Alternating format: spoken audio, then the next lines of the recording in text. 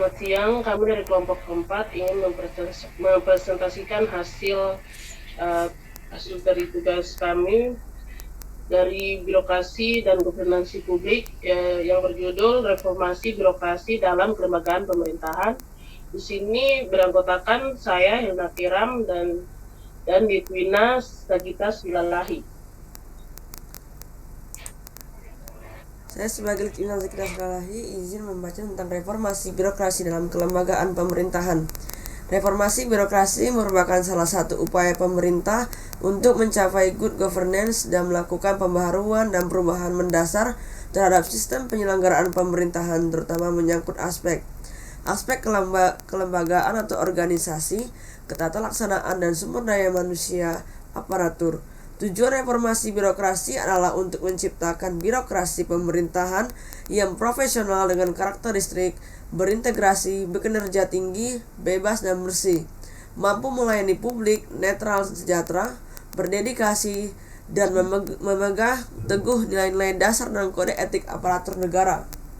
Reformasi birokrasi pemerintahan dimaknai sebagai perubahan besar dalam paradigma tata kelola pemerintahan yang mengarah pada organisasi atau kelembagaan, tata laksana, sumber daya manusia atau SDM, pelayanan, dan akuntabilitas.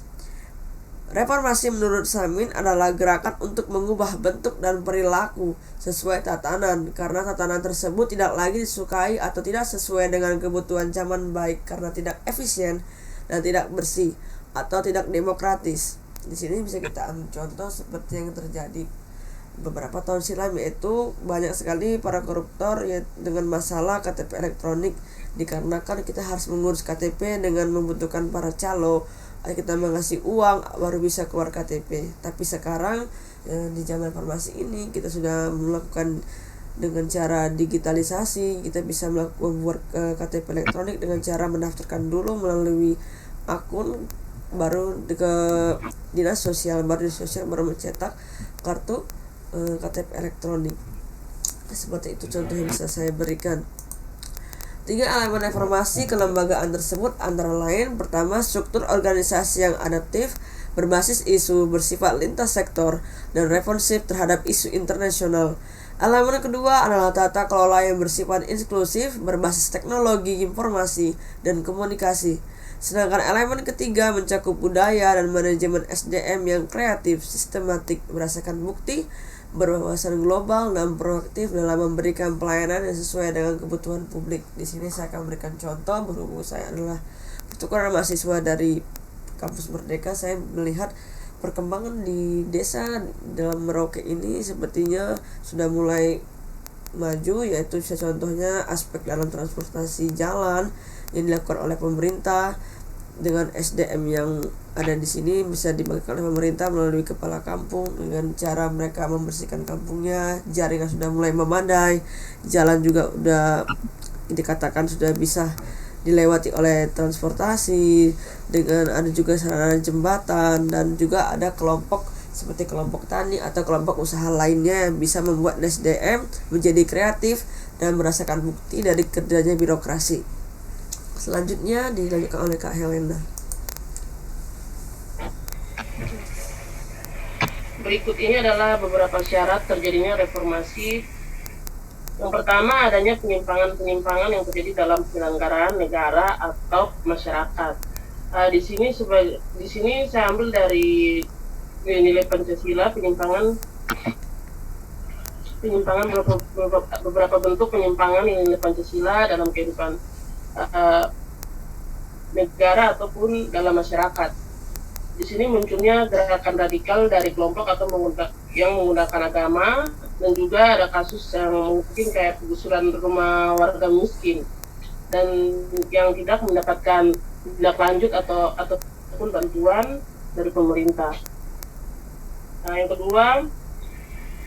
kedua adanya harapan dan cita-cita positif yang ingin dicapai oleh masyarakat di masa depan, di mana pemerintah berupaya agar masyarakat atau warga di daerah tersebut dapat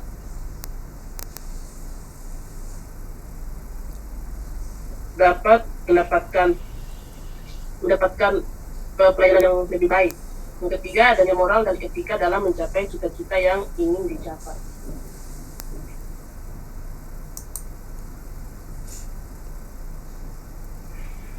Berikutnya,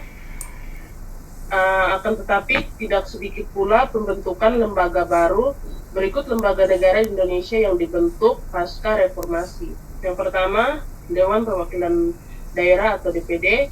DPD adalah lembaga baru yang muncul melalui perubahan atau amandemen ketika Undang-Undang Dasar UUD 1945